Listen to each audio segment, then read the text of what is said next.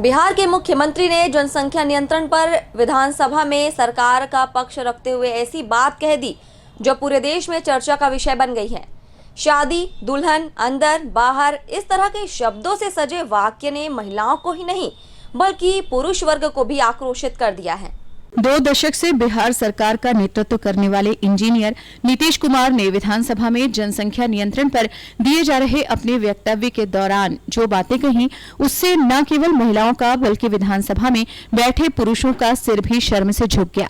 मुख्यमंत्री ने जो टिप्पणी किया उसे सबने तो नहीं सुना है, लेकिन जिन्होंने सुना है उनसे उसका वाक्यांश सुनकर ही लोग आक्रोशित हो जाते हैं।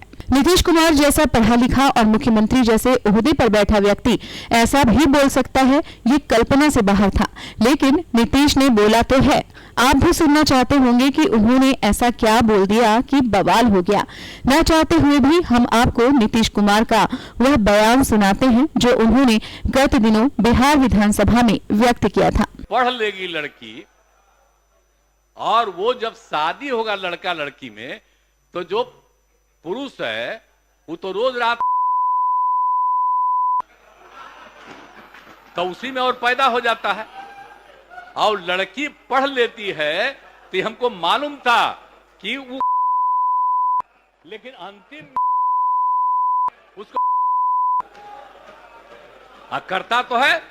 सुना आपने, ये बयान नीतीश कुमार दे रहे हैं जो बिहार के मुख्यमंत्री हैं। ऐसा तो सड़क छाप व्यक्ति भी नहीं बोल सकता जो अश्लील बात करने में माहिर माना जाता हो। नीतीश के इस बयान से पूरे देश में चर्चा चल रही है कि क्या किसी मुख्यमंत्री जैसे पद पर बैठे व्यक्ति को इस तरह की बात कहनी चाहिए। क्या जिस समय मुख्यमंत्री ने ये बयान दिया उस समय वह नशे में थे या फिर वे सठिया गए हैं, अथवा कम पढ़े लिखे लोगों के साथ काम करते करते उनकी बुद्धि भी जाहिलों जैसी हो गई है।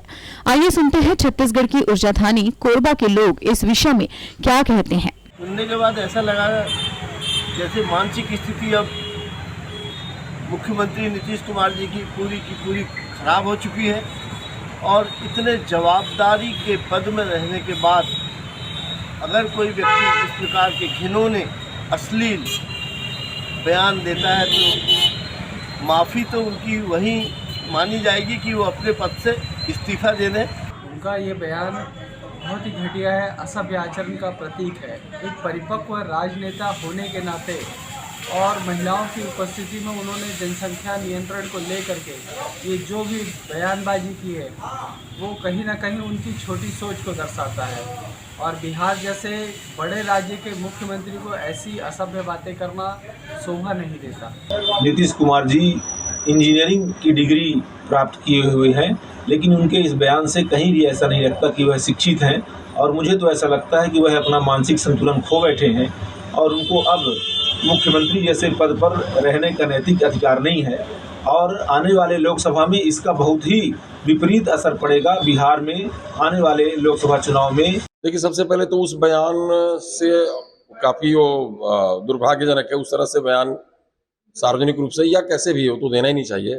कुछ अजीब ही तरह का वो है जिसमें उन्होंने खुद उस बारे में अपनी शर्मिंदगी भी प्रकट की और आज तो उनके पेपरों में भी आ गया कि हम क्षमा प्रार्थी हैं उस प्रकार के बयानों से अगर कोई आहत हुआ हो तो।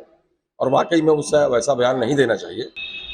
हालांकि वो जो अपना वक्तव्य जो दिए हुए हैं वो बहुत ही गलत है और बहुत ही जिस पोस्ट पर रहते हुए अपने पोस्ट की गरिमा को समझते हुए उनको सारी चीज़ों को रखना चाहिए पटल पे।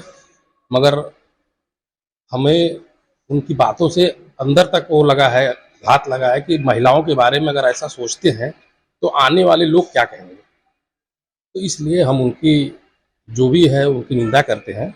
बहुत ही निंदनीय टिप्पणी है और महिलाओं को लेकर जो इन्होंने एक अभद्र भाषा का प्रयोग किया है ये माफ़ी योग्य नहीं है।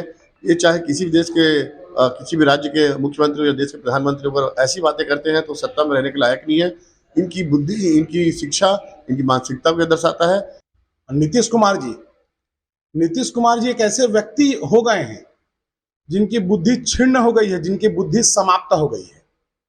और हमारे माता बहनों के बारे में इस प्रकार का भद्द टिप्पणी वो भी सदन में कहना, तो बोलते हैं ना विनाश काले विपरीत बुद्धि।